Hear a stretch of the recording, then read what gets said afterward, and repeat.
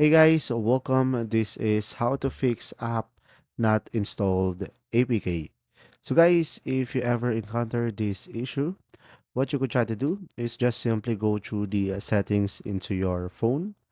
And now, once you are on the settings, you could just simply go ahead and go to the apps over here. Just simply scroll down and go to the three dots on the top right corner.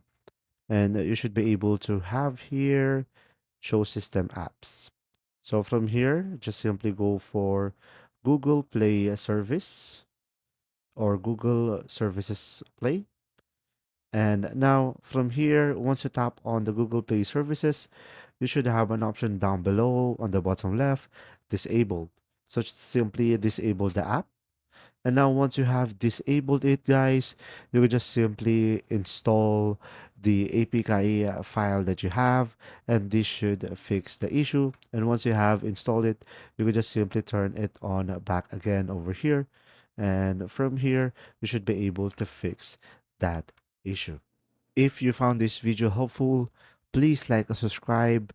And if you have any questions, just simply go ahead and comment down below, and we will do our best to answer them all. And see you in the next video.